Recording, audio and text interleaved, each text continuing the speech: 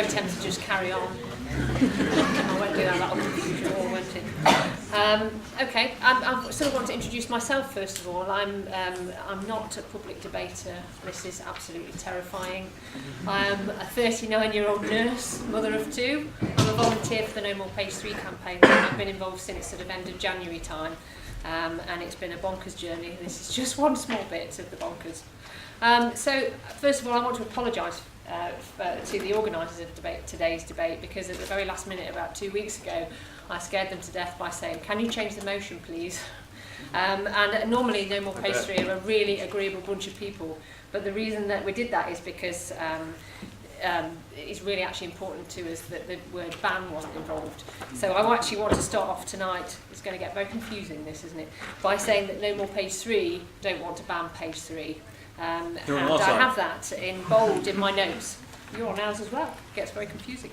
In fact, we got so tired of saying this in HQ that my colleague Laura said she was going to have it put on her gravestone.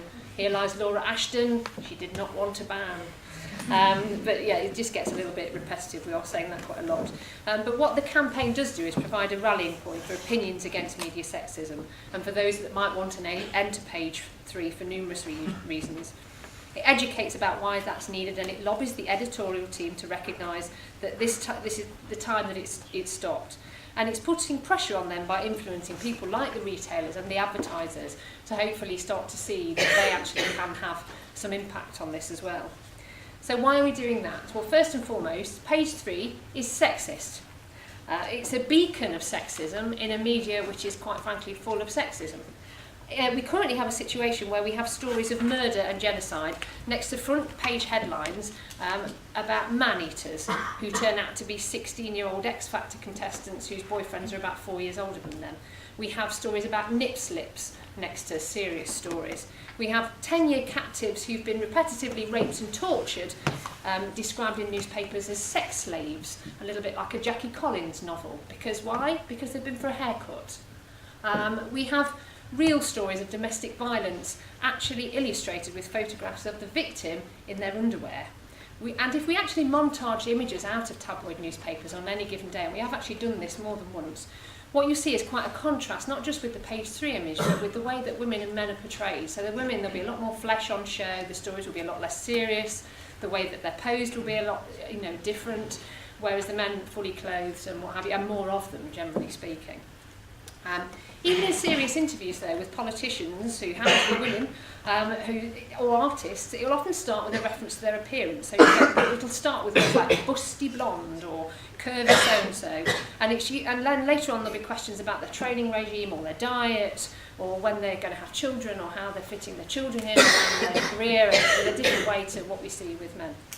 And on top of this, like the cherry on the top, is the fact that the biggest single image of a woman in any paper on most days will be of a very young woman standing in just her pants for men.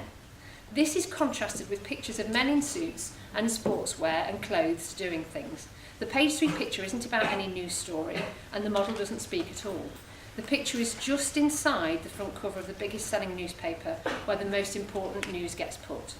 It's teaching its readers that what's really most important about women, next to all these men achieving, is how alluring they are to men when they're in their pants, when they're about 18 to 26 years of age. So the evidence behind that, and there is some evidence behind it, is a report on eliminating gender stereotypes which was brought out by the EU in December 2012.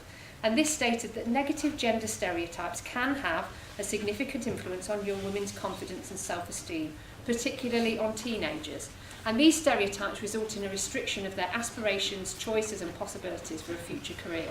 This report recognised that the media's significant influence on people's perception and on gender equality, and it recognised that it should not be forgotten that gender equality is actually a fundamental human right. Our government have signed a UN resolution on the status of women. They signed it on March the 15th, 2013 on behalf of us, the British people. This resolution promotes a balanced and non-stereotypical portrayal of women, and it actually refers to the role that media can play in eliminating these gender stereotypes. Page 3 is pretty outdated. We've heard when it started. It started in 1970. And let's be clear, I don't think it was ever acceptable. There were a lot of protests at its outset. But since then, along the way, whenever anybody's spoken up against it, quite frankly, the way they've been treated, we should be ashamed of as a country. If we're going to be a liberal society, they've been treated very unjustly.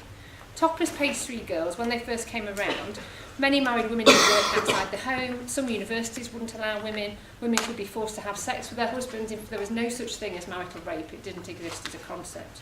But up until this time, these sorts of pictures were only ever in pornographic magazines and films.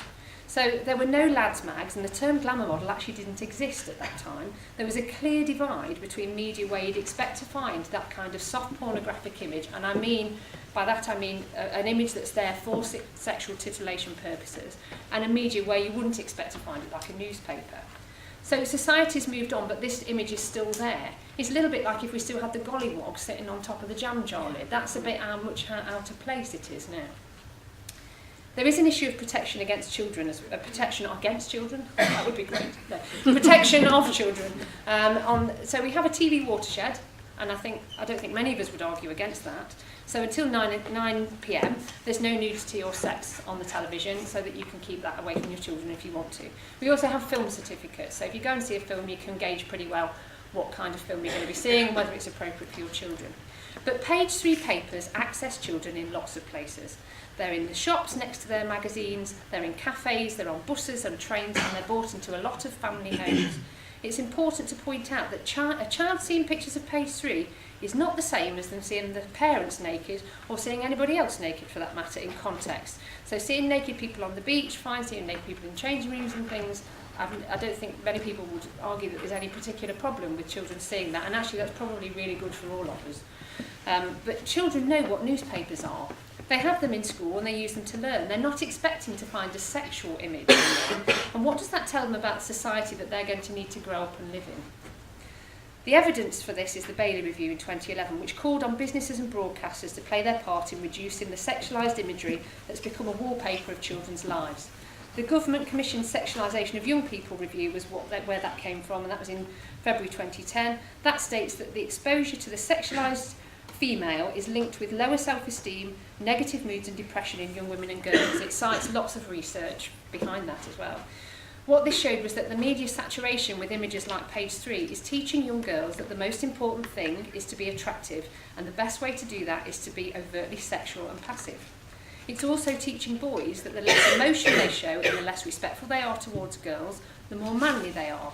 This report showed a clear link between consumption of sexualised images and a tendency to view women as objects, and the acceptance of aggressive attitude as the norm.